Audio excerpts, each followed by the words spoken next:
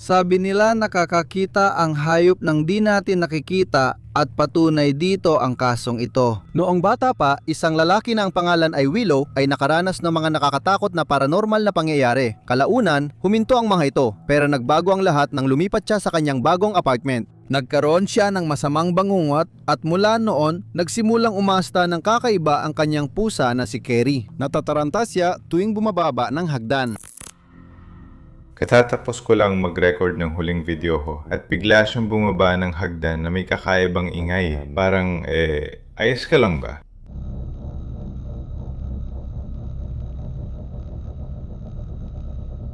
Medyo nag-aalala ako para sa kanya. May appointment siya sa veterinaryo bukas. Sana ayos lang siya, tulad ng huli kong pusa.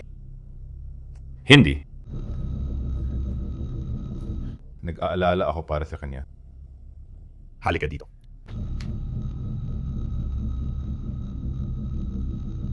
Oh, yung huli kong pusa na namatay, naglabas siya ng malakas at kakaibang meow. Tapos bigla na lang siyang nanlambot at namatay. Ganun lang, biglaan. Ayos siya, malusog, maliksi at anak ni Cory. Si Moises ay mabait na pusa at lumabas sa luma kong video na naglalaro gamit ang stuffed toy ni Jaja Binks. Kaya yun ang nangyari. Sana ayos lang siya. Ang weird talaga nun, hindi ko nakuha sa camera, siya lang talaga. Bumaba lang talaga siya ng hagdan. Hindi ko alam na nandito siya. Tinatanggal ko lang ang mga sticker ng diskwento sa mga libro ni Ginoong Kipling para ibigay sa kaibigan. At isipin niya na binili ko yon sa buong presyo. At sa totoo lang, ginagawa ko yon. Tapos gumawa siya ng kakaibang tunog na parang pusa. Hindi naman kasing nakakatakot kumpara nung ginawa ni Moises. Kasi noon, nag-meow siya. Kaya alam kong may mali. Tumakbo ako sa kanya at namatay siya agad pagkatapos ng 5 minuto. Sobrang nakakatakot. Oo, sana hindi mangyari sa kanya ang ganon. Ayos ka lang ba? Gusto mo bang gumaba ulit? Sige, bumaba siya ng hagdan, kaya progreso na. Pero parang may gusto pa rin siyang sabihin sa akin.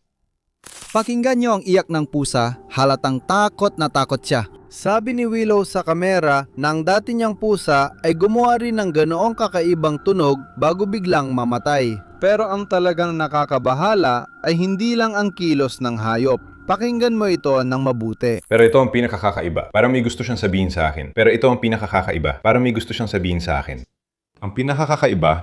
siyang sabihin sa akin. Bago matapos ang video, may pumasok na nakakakilabot na bulong sa recording na malinaw na nagsabi, lumabas ka. Pero ito ang pinakakakaiba, parang may gusto siyang sabihin sa akin. Pinakakakaiba, parang may sasabihin siya sa akin. Hindi pwedeng si Willow yon. Nagsasalita siya mismo sa eksaktong oras na lumitaw ang boses.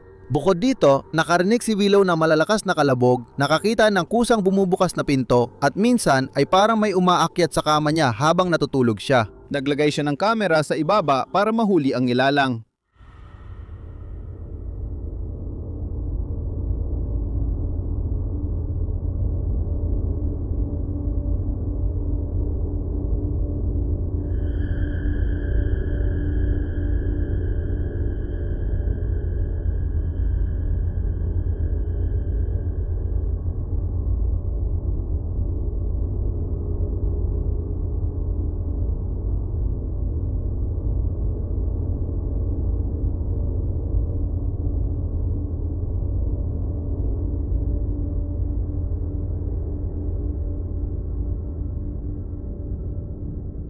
Apat na madaling araw, tingnan mo ang pinto, kusang bumubukas at nagsasara ito na parang may hindi nakikitang tao na nagtutulak dito.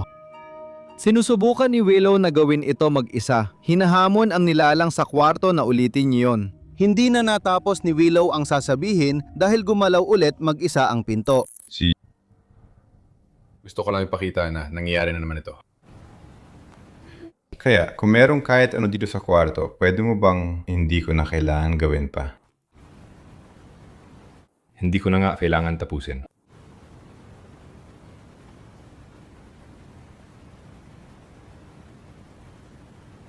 Hindi na kailangang patunayan na wala talagang kahit ano doon sa ilalim. Maririnig mo pa rin ang pinto kahit papaano. Subukan natin ulit.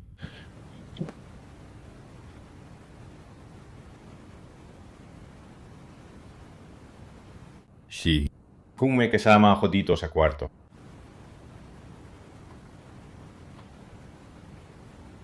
Si. Oh, kung may nandito sa kwarto ngayon, buksan mo ulit ang pinto.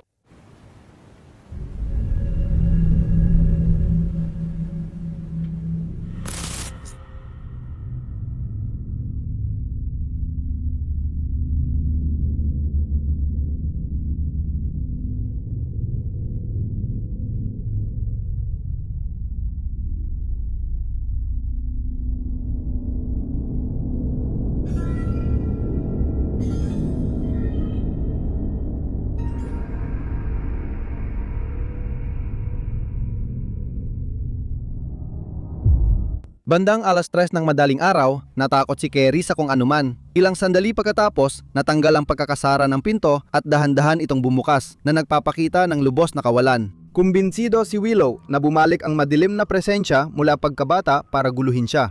Sa tingin mo, kaya mo bang manatili ng isang gabi pa sa bahay na yon?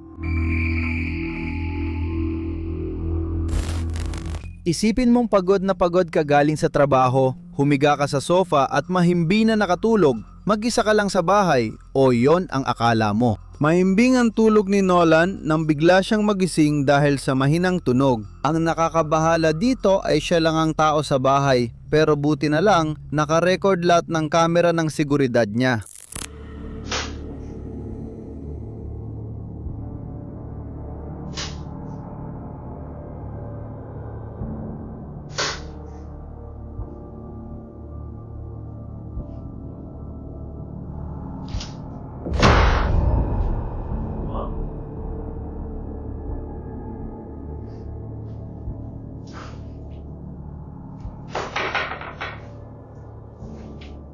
Nakahiga si Nolan at nakatingin sa pintuan sa likod niya. Unti-unti itong bumubukas, umuugong sa katahimikan. Mabilis siyang umupo at tumitig, naghihintay ng sasalakay, ngunit walang tao. Pagkalipas ng ilang minuto, muling nakatulog si Nolan at biglang sumara ang pinto ng napakalakas. Napatalon si Nolan sa takot, mabilis ang tibok ng puso at desperadong naghahanap ng lohikal na paliwanag. Sa totoo lang, parang may multong nakikipaglaro sa kanya sa isang nakakatakot na paraan. Kung mag-isa ka at biglang sumara ng malakas ang pinto, mag-iimbestiga ka ba o tatakbo palabas ng bahay? Ang mga salamin ay palaging itinuturing na mga portal papunta sa ibang dimensyon, isang kristal na naghihiwalay sa mundo ng mga buhay at ng mga patay. Nadiskubre ito ng Chinese YouTuber sa pinakamasamang paraan habang nasa gitna siya ng live broadcast. Ang lalaking ito ay nag-e-explore ng isang abandonadong hotel, wasak ang mga pader, lubos ang kadiliman at nakakabigat ang atmosfera. Lahat ay walang laman. Nang itutok niya ang kamera sa lumang salamin na may mansa, pansinin ang refleksyon.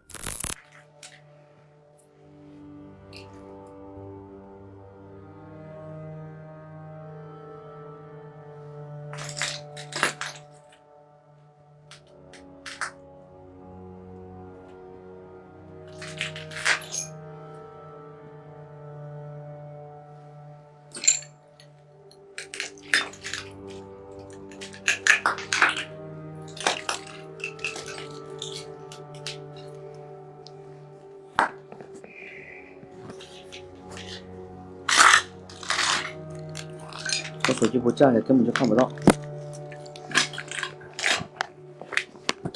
是不架了，就这样吧。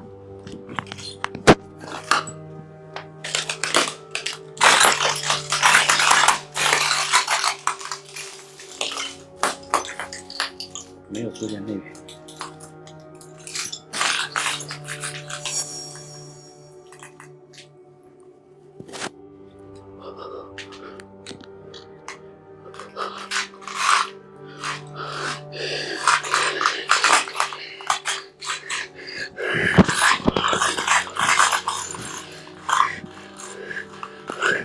在我后头啊！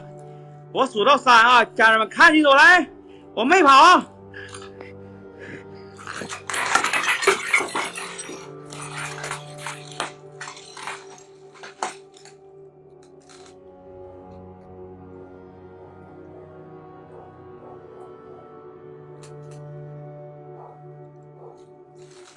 Ayan siya, nasa likod mismo niya, isang babae na may mahabang puting damit at ang buhok ay ganap na natatakpan ang kanyang muka. Akala niya may nanggugulo lang, kaya natakot siyang lumingon at maghanap pero wala siyang nakita. Katahimikan lang ng lumang hotel ang naroon. Nagpanik ang mga komento sa live.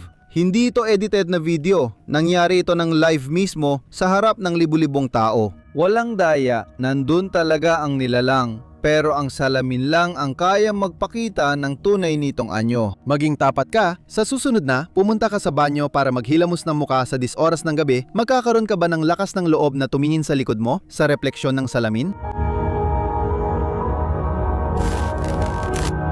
Kung may claustrophobia o takot sa dilim, mas mabuting wag mo munang tingnan ng screen. Ang naranasan ng lalaking ito sa ilalim ng lupa ay isang bangungot. Si Matt, isang Australianong survival content creator, ay nagpasyang hamunin ang mga batas at mag-overnight sa kilalang kuweba na sinasabing isinumpa sa gitna ng kawalan. Ayon sa mga aborihinal at lokal, may mga nilalang mula sa ibang mundo na naninirahan sa lugar at buhay raw ito. Kailangan niyang bumaba sa mabigat at kalawangin na hagdan patungo sa dilim at pagsapit ng alas 11 ng gabi, nagsimula ang lagim. Pabor pa rin sa atin ang kakaibang mga bagay. Nawawala ang kutsara ko kaya iinumin ko na lang direkta mula sa lata ang beans. Masarap pa rin, gaya ng dati.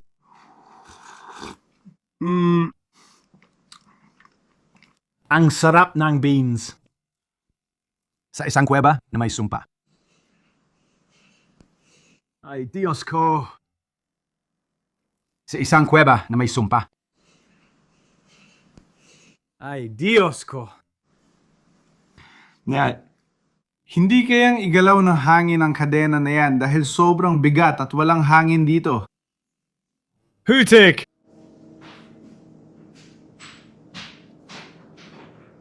Ay, Diyos ko. Ang malakas at nakakatakot na kalampag ng metal ay mula sa malaking hagdanan sa pasukan na gumagalaw at sa ibaba walang hangin. Walang simoy ng hangin ang makakagalaw ng tuneladang bakal. Biglang lumipad ang napakaraming kawan ng paniki papunta sa labasan. Takot na takot sila at tumatakas mula sa bumababa. Si Matt, natigilan, ay nagdesisyong magpalipas gabi sa may labasan habang pinakikinggan ang mga bulong mula sa bangin. Nakalabas siya pagsikat ng araw, ngunit di pa tapos ang misteryo. Tingnan mo to. Ayan na.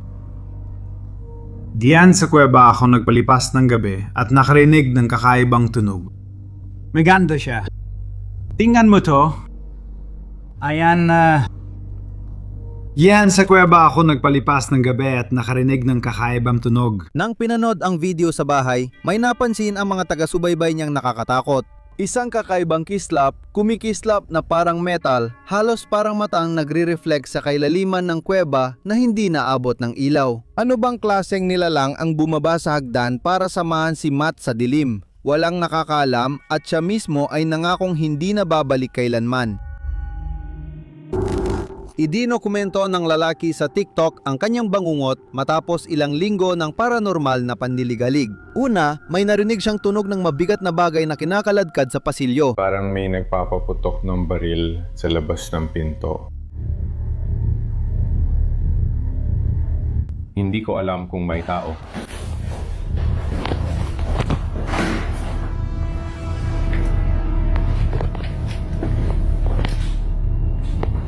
Kaibigan. Anong kalokohan to?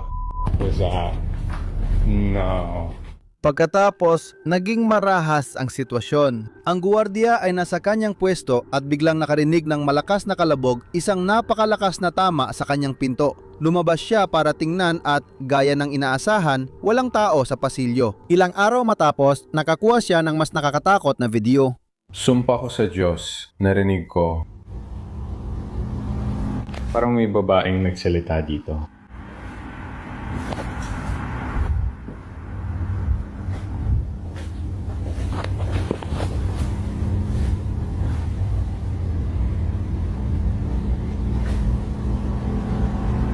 Sumpa ko sa Diyos, may narinig akong babaeng nagsasalita. Ano ba to?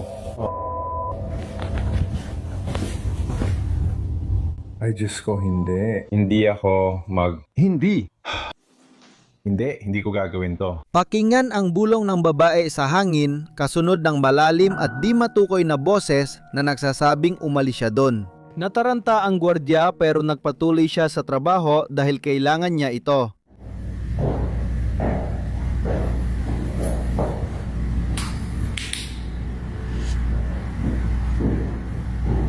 Hello?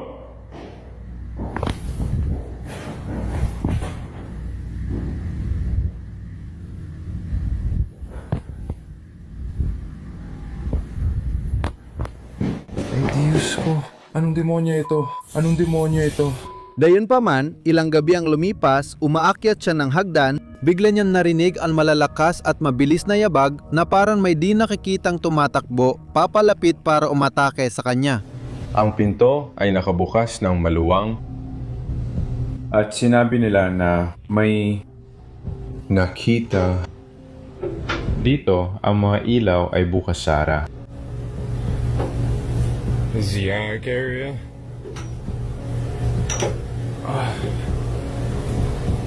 Sobrang sikip ng hagdan at nabangga ko pa ulo ko sa nakakainis na tubo na to.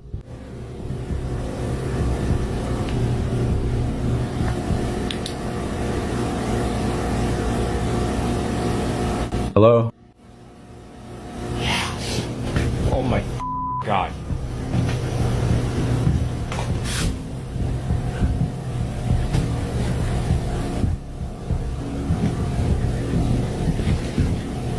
Walang tao dito. Walang tao dito. Ako ay... Hindi. Sige. Alis na ako dito. Tumakbo ang gwardiya palayo sa pwesto at patuloy ang chismis sa hotel tungkol sa nagpapakitang multo. Walang nakakaalam kung ano talaga ang nangyari dito. Pero sagutin mo ako, tatanggapin mo ba ang trabaho kung doble ang sahod? Ang kasong dala ko ay direkta mula Pilipinas. Si Gian ay nagising ng madaling araw dahil sa sigaw ng takot ng asawa niyang yakap ang kanilang sanggol. Sabi nito, may malakas na kumakatok sa bintana. Si Gian, gaya ng ibang ama, lumabas para harapin ang nanghimasok, ngunit hindi tao ang nadatnan niya.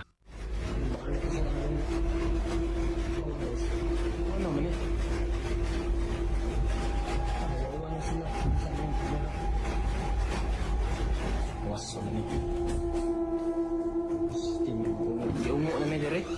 Pantag tao lang ni patay ng buang lagi.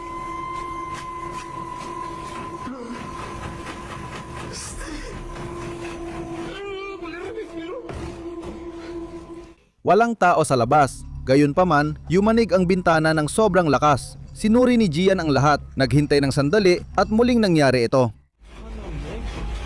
Kay gawas ako, wait tao. Awa, gawas na to.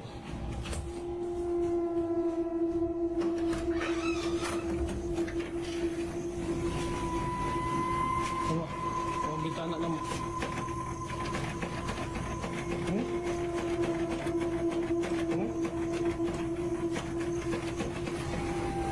Wait tao.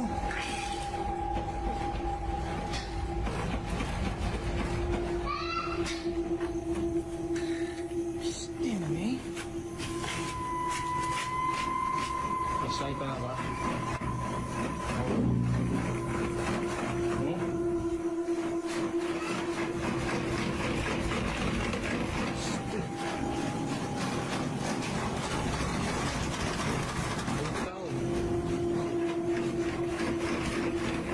Inuupang na niya yung lugar. Saan mo, iunok kita dali? Iunok na kita ni style. Wala gid lagi.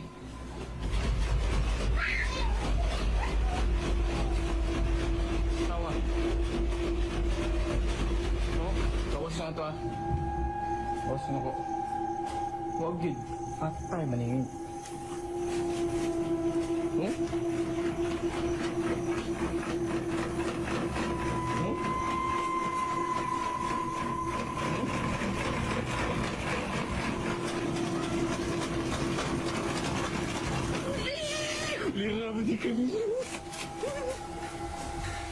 Pero sa pagkakataong ito, sabay-sabay na yumanig lahat ng bintana sa bahay. Parang sinasalakay ng legion ng espiritu ang buong bahay. Sigurado si Gian na matapos ang gabing iyon, isinumpa na ang kanilang tahanan. Isipin mo na sa bahay ka, tapos para may hindi nakikitang pumapasok mula sa lahat ng sulok. Malinaw sa akin yon. Tatakas ako doon agad-agad. Ikaw, anong gagawin mo? May mga video mula sa security camera na nagpapakita ng magnanakaw. Pero ang narecord ng babaeng ito sa hardin ng bahay niya ay hindi mula sa mundong ito. May narinig siyang malakas na kalabog madaling araw. Lumabas siya pero walang nakita. Nang tingnan ng security camera, nakita niya ito.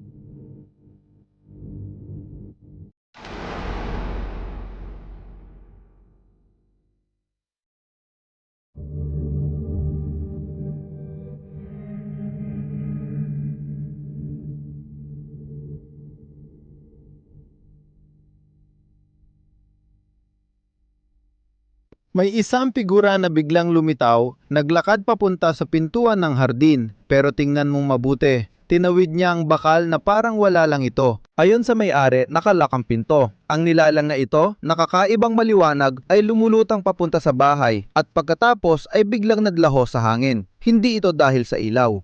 At malinaw na hindi ito insekto, isa itong silweta ng tao na nilalampasan ng materya, isang bagay na talagang hindi maipaliwanag.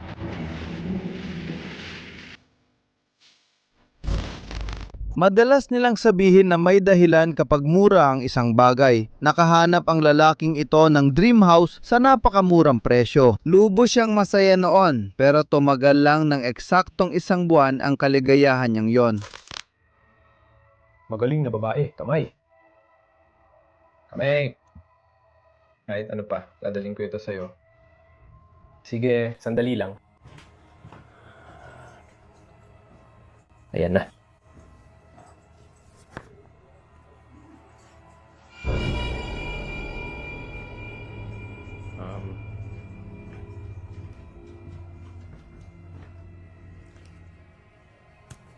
Ayun.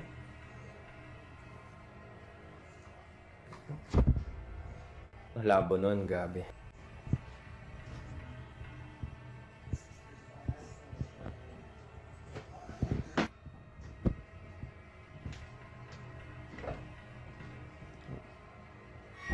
Ayos lang.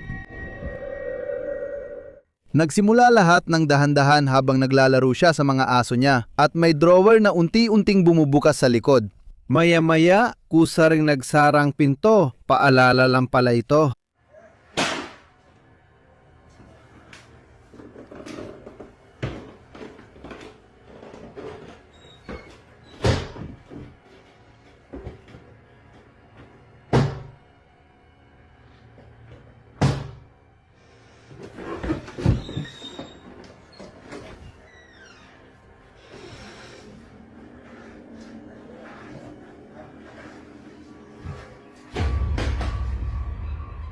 Nagdesisyon siyang mag-iwan ng kamera na nagre-record habang nagtatrabaho siya sa kanyang computer at doon na nagsimula ang kaguluhan.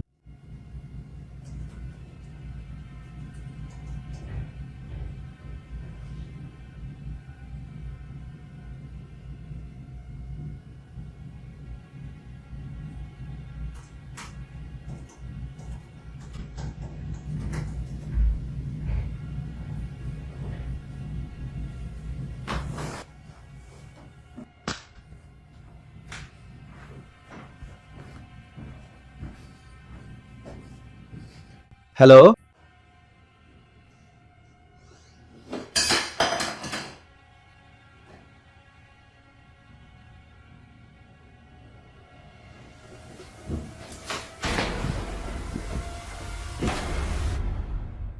Pakinggan ng mga ingay. May malalakas na bagay na lumilipad sa kwarto. Hindi may kakaila ang poltergeist na aktibidad.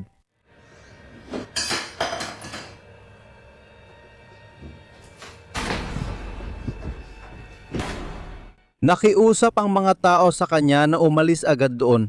Malinaw kung bakit mura ang bahay, meron na pala itong may-ari. Sabihin mo nga, kaya mo bang magtagal ng ganito katagal sa lugar na ito? Sinasabi na nakakakita ng espiritu ang mga aso at ang dalawang clip na ipapakita ko ay tila patunay nito. Sa unang kwento, may magkasintahan na tahimik na nanonood ng telebisyon kasama ang kanilang aso.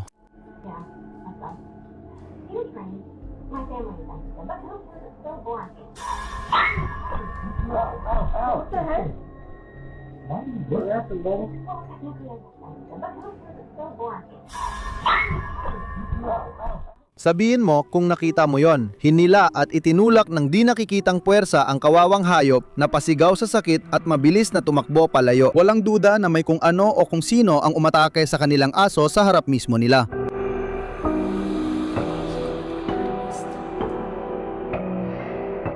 Kung kakaiba na yon, may isa pang kaso. Napansin ng lalaki na 15 minuto nang hindi gumagalaw ang kanyang aso at nakatingin lang sa kisame. Sa mga larawan, balisa ang aso. Biro ng may-ari, tinanong niya kung dapat na silang umalis. Pero tingnan mo ang kisame. Tinakot niya ako ng mga 15 minuto na. Alam ko, kaibigan, anong nangyayari? Anong pinapanood mo? May nalilito sa kanya, palipat-lipat siya, itong kaibigan niya. Ano ang pinapanood mo? Bakit hindi ka bumalik? Zarly. Alam ko na, kalma ka lang. Ayos lang ang lahat. Anong pinapanood mo? Tinatakot mo ako, kaibigan.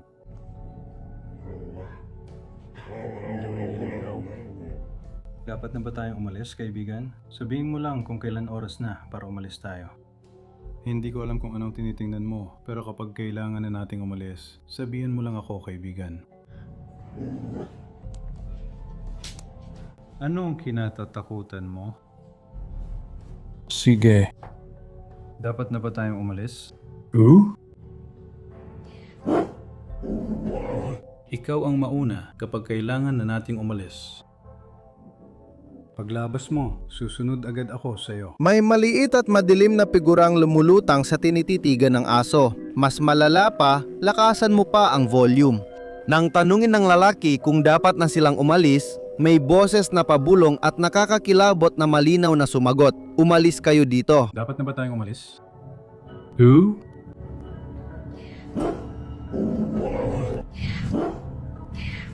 Nag-alinlangan ka pa bang nakakaramdam ng di natin kayang maramdaman ang mga hayop?